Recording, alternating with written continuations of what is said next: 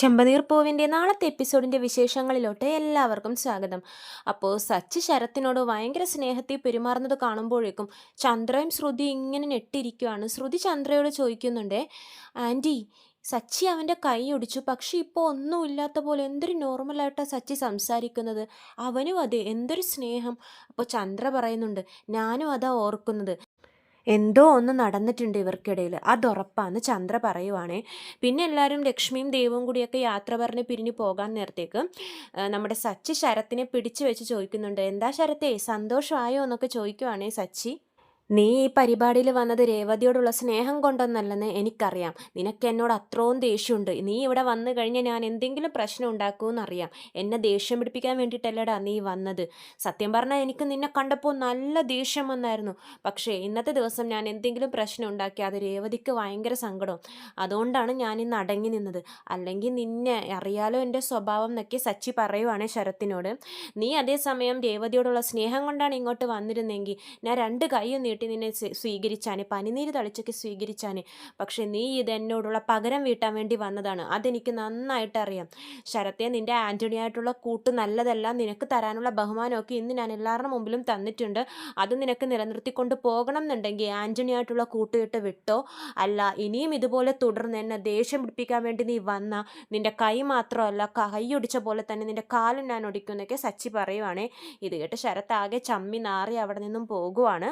ഇത് കഴിഞ്ഞ് കാണിക്കുന്നത് നമ്മുടെ ചന്ദ്ര ശ്രുതിയുടെ അടുത്തോട്ട് പോകുവാണേ. ചന്ദ്ര വന്നിട്ട് ശ്രുതിനോട് പറയുന്നുണ്ട്, ശ്രുതി കണ്ടില്ലേ, ആ രേവതിയുടെ കുടുംബം ഇവിടെ വന്ന് എന്ത് സന്തോഷത്തോടെയാണ് പോയത്. എനിക്കാണെങ്കിൽ ദേഷ്യം വന്നിട്ടും പാടില്ല. അവരെന്ത് സാധിച്ചു എന്ന് പറഞ്ഞിട്ട് അവരിങ്ങനെ മക്കളെ പൊക്കി പറയുന്നത്, എല്ലാവരും കൂടി ആ രേവതിയും സച്ചി. എനിക്ക് കേട്ടിട്ട് അങ്ങോട്ട് ദേഷ്യം വരുമായിരുന്നു എന്ന് പറയുമ്പോൾ ശ്രുതി പറയുന്നുണ്ട്, ഫാമിലിയായിട്ട് എല്ലാവരും കൂടി ഒത്തുചേരുന്നത് നല്ലൊരു കാര്യമല്ല ആൻറ്റി എന്ന് പറയുമ്പോഴേക്കും, എന്ത് ഫാമിലി? വർഷയുടെ വീട്ടിൽ നിന്ന് വന്നു, രേവതിയുടെ വീട്ടിൽ നിന്ന് വന്നു, നിൻ്റെ വീട്ടിൽ നിന്ന് ഒരാൾ പോലും ഒരു പരിപാടിക്കും ഈ വീട്ടിൽ വരുന്നില്ല എന്ന് പറയുമ്പോഴേക്കും ശ്രുതി പറയുന്നുണ്ട്, അത് പിന്നെ ആൻറ്റിക്ക് അറിയാലോ എന്ന് പറയുമ്പോഴേക്കും ചന്ദ്ര പറയും, ആ എനിക്കറിയാം, എന്നാലും ഈ വീട്ടിൽ എന്തോ ഒരു ആവശ്യം നടന്നു. വർഷയുടെ അമ്മ, രേവതിയുടെ അമ്മ, അങ്ങനെ ആരെങ്കിലുമൊക്കെ ആയിട്ട് വരും. നിനക്കും ഒരമ്മ ഉണ്ടായിരുന്നെങ്കിൽ വന്നാനായിരുന്നു. പക്ഷെ അവർ നേരത്തെ മരിച്ചു പോയല്ലോ. എന്ത് ചെയ്യാനാ? നിൻ്റെ അച്ഛനെങ്കിലും എത്രയും പെട്ടെന്ന് ജയിലിൽ ഇറങ്ങട്ടെ എന്ന് പറഞ്ഞ് ചന്ദ്ര പോകുവാണേ. അമ്മ മരിച്ച കാര്യം ചന്ദ്ര വന്ന് പറഞ്ഞു പോകുമ്പോഴേക്കും ശ്രുതിക്ക് സങ്കടം വരുവാണ്. കാരണം ശ്രുതിയുടെ അമ്മ മരിച്ചിട്ടില്ലല്ലോ. പക്ഷെ അത് ആളുകൾ ഇങ്ങനെ മരിച്ചു എന്ന് പറഞ്ഞ് കേൾക്കുമ്പോഴേക്കും ഏതൊരു മക്കൾക്കും സങ്കടം ഉണ്ടാവുമല്ലോ. അതുപോലെ തന്നെ ശ്രുതിക്കും സങ്കടമാവുകയാണ്. അമ്മയുടെ ഓർമ്മ വരുവാണ്. ശ്രുതി നേരെ അമ്മയെ വിളിക്കുവാണേ. എന്നിട്ട് അമ്മയുടെ സുഖവിവരങ്ങളൊക്കെ അന്വേഷിക്കുന്നുണ്ട്. അമ്മക്ക് സുഖമല്ലേ, ആദ്യം എന്ത് ചെയ്യുന്നു എന്നൊക്കെ ചോദിക്കുന്നുണ്ട് ശ്രുതി. ശ്രുതിയുടെ സംസാരത്തിലെ വ്യത്യാസം കാണുമ്പോൾ തന്നെ അമ്മക്ക് കാര്യം മനസ്സിലാവും. എന്താ മോളെ, മോൾക്ക് വല്ല വിഷമവും ഉണ്ടോ എന്ന് അമ്മ ചോദിക്കുന്നുണ്ട്. അപ്പോഴേക്കും ശ്രുതി പറയും, വിഷമവും അല്ലമ്മ, ഇന്ന് സച്ചിയുടെയും രേവതിയുടെയും ഇവിടെ പരിപാടി, ആദ്യത്തെ വിവാഹ വാർഷികമായിരുന്നു, എല്ലാവരും ഉണ്ടായിരുന്നു. അപ്പോൾ തന്നെ അമ്മ പറയും, ആ എനിക്ക് മനസ്സിലായി, ഇങ്ങനെ എല്ലാവരും പരിപാടിയിൽ ഒത്തുകൂടുമ്പോഴാണ് നമ്മുടെ സൈഡിൽ നിന്ന് ആരും ഇല്ലല്ലോ എന്നോർത്ത് ഒരു സങ്കടം ഉണ്ടാവും മോളെ, അമ്മക്ക് മനസ്സിലാവും എന്നൊക്കെ അമ്മ പറയുവാണേ. എനിക്കും സങ്കടമുണ്ട്. എനിക്കും അവിടെ വന്ന് എൻ്റെ മോള് നല്ല രീതിയിൽ ജീവിക്കുന്നതൊക്കെ എൻ്റെ കണ്ണുകൊണ്ട് കാണണമെന്ന് എനിക്ക് ഭയങ്കര ആഗ്രഹമാണ്. പക്ഷെ അതൊന്നും നടക്കുന്നില്ലല്ലോ, നമ്മുടെ സാഹചര്യം അങ്ങനെയല്ലേ, സാരമില്ല മോളെ എന്നൊക്കെ പറഞ്ഞ് അമ്മ സമാധാനിപ്പിക്കുന്നുണ്ട്. അപ്പോൾ ശ്രുതി പറയുന്നുണ്ട്, ഞാൻ ഈ ആഴ്ച വന്ന് അമ്മേനെയും ആദീനെയൊക്കെ കാണുന്നുണ്ട് അമ്മേ, ഞാൻ വരാം എന്നൊക്കെ പറഞ്ഞിട്ട് ശ്രുതി ഫോൺ കട്ട് ചെയ്യുവാണേ. പിന്നെ കാണിക്കുന്നത് നമ്മുടെ അച്ചമ്മയാണ്. അച്ചമ്മ ഇങ്ങനെ വരുവാണ്, രേവതി സച്ചി എന്നൊക്കെ വിളിച്ച് വരുവാണ്. അപ്പോൾ രേവതിയും സച്ചിയൊക്കെ പോകുന്നുണ്ട്. ഹോളിൽ എല്ലാവരും ഇരിക്കുന്ന ടൈമിലാണ്. അപ്പോൾ ചന്ദ്ര ചോദിക്കുന്നുണ്ട്, എന്താ ഇവരെയൊക്കെ വിളിക്കുന്നതെന്ന് ചോദിക്കുമ്പോൾ, ഇന്നൊരു പരിപാടി കഴിഞ്ഞതല്ലേ, ഇവരുടെ മേത്ത് എല്ലാവരുടെയും കണ്ണുണ്ടാവും, ഒന്ന് ഒഴിഞ്ഞിടാൻ വേണ്ടിയിട്ടാണെന്ന് പറഞ്ഞ് അച്ചമ്മ ചെല്ലുവാണ്. അപ്പോൾ തന്നെ ചന്ദ്ര പറയും, അതെന്താ അവരെ മാത്രം ഒഴിഞ്ഞിടുന്നത്, എനിക്ക് വേറെ രണ്ട് മരുമക്കളുണ്ട്, അവരെയും കൂടി ഒഴിഞ്ഞിടുമെന്ന് പറയുമ്പോഴേക്കും രവീന്ദ്രൻ പറയുന്നുണ്ട്, ചന്ദ്രേ, ഇന്ന് അവരുടെ വിവാഹ ദിവസമായിരുന്നില്ലേ, അതുകൊണ്ടാണ് അവരെ ഒഴിഞ്ഞിടുന്നതെന്ന് പറയുമ്പോഴേക്കും ചന്ദ്ര പറയുന്നുണ്ട്, എന്നും പറഞ്ഞ് അവരെ ഒഴിഞ്ഞിട്ടിട്ട് കാര്യമുണ്ടോ, നമ്മുടെ വീടിന് മൊത്തം കണ്ണുണ്ട്, അപ്പോൾ വീട്ടിലുള്ളവരെ വർഷേനെയും ശ്രുതിനെയും ഒക്കെ ഒഴിഞ്ഞിടണം. അപ്പോൾ നമ്മുടെ അച്ചമ്മ ചോദിക്കുന്നുണ്ട്, ഓ, ഇതും കൂടി നീ രേവതിക്കൊന്നും ഒറ്റയ്ക്ക് ചെയ്യാൻ സമ്മതിക്കില്ലല്ലേ, അതിലും അവൾക്ക് അവരെ കൂട്ടുകൊണ്ടുവരണം. അപ്പോൾ ചന്ദ്ര പറയുന്നുണ്ട്, അല്ലമ്മ, ഈ ശ്രുതിയും കൂടി പുതിയ കട തുടങ്ങാൻ പോകുമല്ലേ, അപ്പോൾ ആൾക്കാരുടെയൊക്കെ കണ്ണുണ്ട്, അത് മാത്രമല്ല വർഷ കൈ നിറയെ സമ്പാദിക്കുന്നുണ്ട്, അവളുടെ മേത്തു കണ്ണുണ്ടാകും, അപ്പോൾ ഇവരെ അവരെയും ഒഴിഞ്ഞിടണ്ടേ എന്നൊക്കെ ചന്ദ്ര ചോദിക്കുവാണേ. അപ്പോൾ അച്ഛമ്മ പറയുന്നുണ്ട്, നിനക്കെന്താ ചന്ദ്ര ഇവരോട് മാത്രം ഇത്ര പ്രത്യേക സ്നേഹം എന്ന് ചോദിക്കുമ്പോഴേക്കും ചന്ദ്ര പറയും, അത് പിന്നെ ഇവർ ഞാൻ കൊണ്ടുവന്ന മരുമക്കളല്ലേ എന്ന് പറയുമ്പോഴേക്കും സച്ചി പറയും, അച്ഛമ്മേ ഇത് കണ്ടോ, ഇത് തന്നെ തെറ്റാണ്. അമ്മ എപ്പോഴും ഈ കാര്യം ഇങ്ങനെ ഇടക്കിടക്ക് പറയുന്നുണ്ട്. എങ്ങനെ ഈ അമ്മ രണ്ട് മരുമക്കളെ കൊണ്ടുവന്നത്? ശ്രുതിയെ മാത്രമാണ് അമ്മ കൊണ്ടുവന്നത്, വർഷയെ കൊണ്ടുവന്നത് ശ്രീകാന്താണ്, ചാടിക്കൊണ്ടുവന്നതാണ് അവൻ, അല്ലാതെ അമ്മ കൊണ്ടുവന്നതല്ല എന്നൊക്കെ സച്ചി പറയുന്നുണ്ടേ. എന്നിട്ട് അമ്മക്ക് വർഷയും ശ്രുതിയും ഭയങ്കര ഇഷ്ടമാണ്, രേവതിയെ മാത്രമാണ് ഇഷ്ടമല്ലാത്തതെന്ന് സച്ചി പറയുവാണേ. അപ്പോഴേക്ക് അച്ഛമ്മ പറയും, അതെന്താ ചന്ദ്ര അങ്ങനെ? രേവതിയെ രവീന്ദ്രൻ കൊണ്ടുവന്നത് കൊണ്ടാണോ? രവീന്ദ്രൻ കൊണ്ടുവന്ന ആലോചനയാണല്ലോ രേവതിയുടെ, അതുകൊണ്ടാണോ നിനക്ക് രേവതിയെ ഇഷ്ടമല്ലാത്തതെന്ന് അച്ഛമ്മ ചോദിക്കുന്നുണ്ട്. അതിന് മറുപടി പറയുന്നത് സച്ചിയാണേ. അമ്മ ഇഷ്ടപ്പെട്ടാനേ രേവതിയെ, രേവതി വല്ല മലേഷ്യന്നോ സിംഗപ്പൂരിന്നോ വന്ന പെണ്ണായിരുന്നെങ്കിൽ ഇഷ്ടപ്പെടും, അല്ലെങ്കിൽ ഇവിടെ തന്നെ ഏതെങ്കിലും കോടീശ്വരൻ്റെ മോളായിട്ട് രേവതി ജനിക്കുമായിരുന്നെങ്കിൽ അമ്മയ്ക്ക് സ്നേഹം ഇങ്ങനെ പൊങ്ങി വന്നാനായിരുന്നു. പക്ഷേ ഇത് അങ്ങനെയല്ലല്ലോ എന്ന് സച്ചി പറയുവാണേ.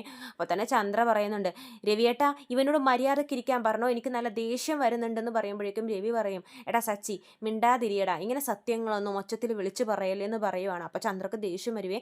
നിങ്ങൾ എന്നെ കളിയാക്കുവാണോ എന്ന് പറയുമ്പോഴേക്കും അച്ഛമ്മ പറയും, മതി നിർത്ത്, ഒഴിഞ്ഞിട്ടാൽ പോരെ, എല്ലാവരും വാ, എല്ലാവരും വന്ന് ഇവിടെ നിൽക്കുമെന്ന് പറയുവാണേ.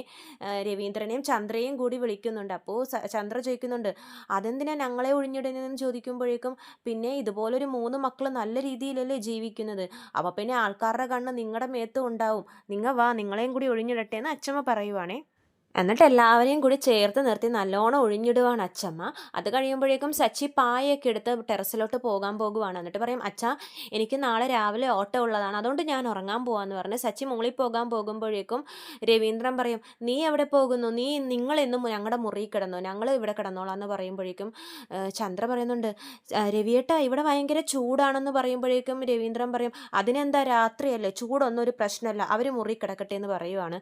അപ്പോഴേക്കും സച്ചി പറയും, വേണ്ട അച്ഛാ, ഇവിടെ നിന്ന് പരിപാടിയൊക്കെ കഴിഞ്ഞതല്ലേ, നിറച്ചും പൊടിയായിരിക്കും, അച്ഛന് ഡസ്റ്റ് അലർജി ഉള്ളതല്ലേ, ഡസ്റ്റ് ഒന്നും പറ്റത്തില്ല, അച്ഛൻ മുറിയിൽ കിടന്നോ, ഞങ്ങളും മോളിൽ കിടന്നോളാം എന്ന് പറയുവാണ്. അപ്പോൾ രേവതിയും പറയുന്നുണ്ട്, ആ അച്ഛാ നിങ്ങളിവിടെ മുറിയിൽ തന്നെ കിടന്നോളൂ, ഞങ്ങൾ മോളിൽ കിടക്കാമെന്ന് പറയുമ്പോഴേക്കും അച്ഛമ്മ പറയുന്നുണ്ട്, ഞാനും അത് ചോദിക്കണം എന്ന് വെച്ച് നിൽക്കുമായിരുന്നു, ഇവർക്കെന്താ മുറിയില്ലാത്ത, ഇവരെന്താ എപ്പോഴും പുറത്തും ടെറസിലായിട്ടൊക്കെ കിടക്കുന്നതെന്ന് അച്ഛമ്മ ചോദിക്കുവാണേ. അപ്പോൾ ചന്ദ്ര പറയുന്നുണ്ട്, അതിന് വേറെ മുറിയില്ലല്ലോ. അപ്പോൾ അച്ഛമ്മ പറയുന്നുണ്ട്, മുറിയില്ലെങ്കിൽ ഇവർ മാത്രം എന്തിന് പുറത്ത് കിടക്കണം എന്ന് പറയുമ്പോഴേക്കും ചന്ദ്ര പറയും, അത് പിന്നെ വർഷക്കും ശ്രുതിക്കൊക്കെ രാവിലെ എഴുന്നേറ്റ് പണിക്ക് പോകണ്ടല്ലേ, മുറിയിൽ AC ഉണ്ട്, അപ്പോൾ അവർക്ക് സുഖമായിട്ട് ഉറങ്ങണ്ടേ, അതുകൊണ്ടാന്ന് പറയുമ്പോഴേക്കും അച്ഛമ്മക്ക് ദേഷ്യം വരുവേ. അച്ഛമ്മ പറയും, സച്ചിയും രേവതിയോ അവരും പണിക്ക് പോകുന്നില്ലേ, സച്ചി രാവിലെ എഴുന്നേറ്റ് ഓടാൻ പോകുന്നവനാ, രേവതി ആണെങ്കിലും രാവിലെ എഴുന്നേറ്റ് പൂ കെട്ടുന്നവരാ, അവർക്കും രാത്രി സുഖമായിട്ട് ഉറങ്ങണ്ടേ എന്നൊക്കെ ചോദിക്കുവാണേ. അപ്പോഴേക്കും സച്ചി പറയും, അതൊന്നും കുഴപ്പമില്ല, മനസ്സിന് സമാധാനം ഉണ്ടെങ്കിൽ എവിടെ കിടന്നാലും സുഖമായിട്ട് ഉറങ്ങാൻ പറ്റുമെന്നല്ലേ അച്ഛമ്മ പറഞ്ഞിരിക്കുന്നത്, എനിക്ക് എവിടെ ആയാലും സുഖമായിട്ട് ഉറങ്ങാൻ പറ്റുന്നുണ്ടെന്ന് സച്ചി പറയുവാണേ. എന്നാൽ അച്ഛമ്മ വിട്ടുകൊടുക്കുന്നില്ലേ, അത് പറ്റില്ല മോനെ, ഇന്നത്തെ ദിവസം നിങ്ങൾ അങ്ങനെ ടെറസിലൊന്നും പോയി കിടക്കണ്ട. അപ്പോൾ സച്ചി പറയും, അച്ഛമ്മേ അച്ഛന് AC ഇല്ലാതെ പറ്റില്ല, അച്ഛൻ കിടക്കട്ടെ മുറിയിലെന്ന് പറയുമ്പോഴേക്കും, ആ മുറിയിൽ മാത്രം AC ഉള്ളൂ എന്ന് പറയുമ്പോഴേക്കും ശ്രുതിക്ക് സംശയമാവേ, ഇനി അവരുടെ മുറി എങ്ങാനും സച്ചിക്ക് കൊടുക്കാൻ പറയുമെന്ന് ഓർത്തിട്ട് ശ്രുതി എളുപ്പം ശ്രുതിയെ വിളിച്ച് ഓടാൻ പോകുവേ. വാ ശ്രുതി, എനിക്ക് ഉറക്കം വന്നു എന്ന് പറഞ്ഞ് ശ്രുതിയെ കൊണ്ടുപോകാൻ പോകുമ്പോഴേക്കും സച്ചി പറയും, കണ്ടോ അച്ഛമ്മേ, അവരുടെ മുറി ഞങ്ങൾക്ക് വേണ്ടി വിട്ടു തരേണ്ടി വരുമെന്ന് ഓർത്തിട്ട് അവൻ വേഗം ഉറങ്ങാൻ പോവാന്ന് പറയുകയാണേ. അപ്പോഴേക്കും ശ്രീകാന്ത് പറയുന്നുണ്ട്, സച്ചേട്ടാ ഇന്ന് നിങ്ങൾ ഞങ്ങളുടെ മുറി കിടന്നു എന്ന് പറയുവാണ്. അപ്പോൾ ചന്ദ്ര പറയും, എന്താടാ ശ്രീകാന്തി, വർഷ വലിയ വീട്ടിലെ പെണ്ണാ, അവൾ എങ്ങനെയായി ഹോളി വന്നേക്ക് കിടക്കുന്നത്, നിങ്ങൾ അങ്ങനെയൊന്നും കിടക്കണ്ടെന്ന് പറയുമ്പോഴേക്കും വർഷ പറയും, എനിക്ക് കുഴപ്പമൊന്നുമില്ല, സച്ചേട്ടനെ രേവതി ചേച്ചി ഇന്ന് ഞങ്ങളുടെ മുറി കിടക്കട്ടെ എന്ന് പറയുവാണ്. അപ്പോൾ സച്ചി പറയും, ഞങ്ങൾക്ക് ഒരു പ്രശ്നവും ഇല്ല, ഞാനും രേവതിയും ടെറസിൽ തന്നെ കിടന്നോളാം, ഞങ്ങൾക്ക് സുഖമായിട്ട് ഉറങ്ങാൻ പറ്റുന്നുണ്ട് അവിടെ എന്നൊക്കെ പറഞ്ഞിട്ട് രേവതിയെ വിളിച്ച് സച്ചി മുകളിലോട്ട് പോകുവാണേ. ഇതിൻ്റെ ഇടയിൽ വർഷ നമ്മുടെ രേവതിക്ക് കൊണ്ടുവന്ന ടെൻറ്റ് കൊടുക്കുന്നുണ്ട്. പണ്ട് വർഷയും ശ്രീകാന്ത് ഒരു ടെൻറ്റ് കെട്ടി കിടന്നായിരുന്നില്ലേ, ആ ടെൻറ്റ് രേവതിക്ക് കൊടുക്കുവാണ്. അപ്പോൾ രേവതി ചോദിക്കുന്നുണ്ട്, ഇതെന്തിനാ വർഷ ടെൻറ്റ്, ഇരിക്കട്ടേനെ നിങ്ങൾക്ക് സുഖമായിട്ട് ഉറങ്ങാലോ എന്നൊക്കെ പറഞ്ഞിട്ട് വർഷം ഒന്ന് പതുക്കെ കളിയാക്കിക്കൊണ്ട് രേവതിയെ പോകുവാണേ. അപ്പോഴേക്കും രേവതി ടെൻറ്റും കൊണ്ട് മോളിൽ പോകുമ്പോഴേക്കും സച്ചി പറയും, ഇതെന്താ രേവതി കയ്യിലെന്ന് പറയുമ്പോൾ രേവതി വർഷ തന്നതാന്ന് പറഞ്ഞ് എടുത്ത് എറിഞ്ഞു കൊടുക്കുന്നുണ്ട് സച്ചിയുടെ കയ്യിലോട്ട്. അപ്പോൾ സച്ചി പറയുന്നുണ്ട്, ഓ ഇന്ന് കല്യാണ ദിവസം ആയതുകൊണ്ട് ഞാൻ പാലും കൊണ്ട് വരുമെന്നാണ് ഓർത്തത്, നീ അപ്പോൾ ടെൻറ്റും കൊണ്ട് വന്നേക്കുന്നേ, അന്ന് കല്യാണം കഴിഞ്ഞപ്പോൾ നീ പാലും കൊണ്ടൊക്കെ വന്നായിരുന്നില്ലേ, എൻ്റെ മനസ്സിൽ അതായിരുന്നു എന്ന് പറയുമ്പോഴേക്കും നമ്മുടെ രേവതി പറയുന്നുണ്ട്, ഓ അപ്പോൾ അതൊക്കെ ഓർമ്മയുണ്ട്, കല്യാണ ദിവസം ഓർമ്മയില്ല, പാല് കൊണ്ടുവന്നതൊക്കെ ഓർമ്മയുണ്ട് എന്ന് പറയുമ്പോഴേക്കും സച്ചി പറയും, നീ വീണ്ടും ഇതന്നെ പറഞ്ഞോണ്ടിരിക്കല്ലേ? നമുക്ക് 2 കല്യാണ ദിവസമുണ്ട്. ആ രണ്ടാമത് കിട്ടിയില്ലേ? അതാണ് എൻ്റെ മനസ്സിലിരിക്കുന്ന കല്യാണ ദിവസം. അന്ന് നമുക്ക് ഇതേപോലെയൊക്കെ ആഘോഷിക്കാമെന്ന് സച്ചി പറയുവാണേ. പിന്നെ അവർ രണ്ടുപേരും തമ്മിലുള്ള കുറേ സുന്ദര നിമിഷങ്ങളൊക്കെയാണ് ചെമ്പനീർ പൂവിൽ കാണിക്കുന്നത്. ടെൻ്റൊക്കെ കെട്ടി സച്ചിയും രേവതിയും അങ്ങനെ ഇരിക്കുവാണേ. നല്ലൊരു റൊമാൻറ്റിക് നൈറ്റ് ആക്കി അവരത് മാറ്റുവാണേ. പരസ്പരം കുറേ പാട്ടുകളൊക്കെ പാടി അവർ രാത്രി കളിച്ച് ചിരിച്ച് അങ്ങനെ ആ രാത്രി കഴിഞ്ഞു കൂട്ടുവാണ്. നല്ലൊരു എപ്പിസോഡാണ് കേട്ടോ നാളത്തെ. എന്നിട്ട് പിന്നെ പിറ്റേ ദിവസം രാവിലെ ആകുമ്പോഴേക്കും നമ്മുടെ അച്ചമ്മ രവീന്ദ്രൻ്റെ അടുത്തോട്ട് വരുവാണേ. എന്നിട്ട് അച്ചമ്മക്ക് ഭയങ്കര സങ്കടം. സച്ചിയും രേവതിയും മോളിൽ പോയി കിടക്കുന്നുണ്ട്. അത് അച്ചമ്മ രവീന്ദ്രനോട് പറയുന്നുണ്ട്, മോനെ അവരങ്ങനെ മോളിൽ പോയി കിടക്കുന്നത് ശരിയല്ലടാ. ഇവിടെയുള്ള എല്ലാവരും 3 പേരുടെയും കല്യാണം ഈ അടുത്ത് കഴിഞ്ഞതാ.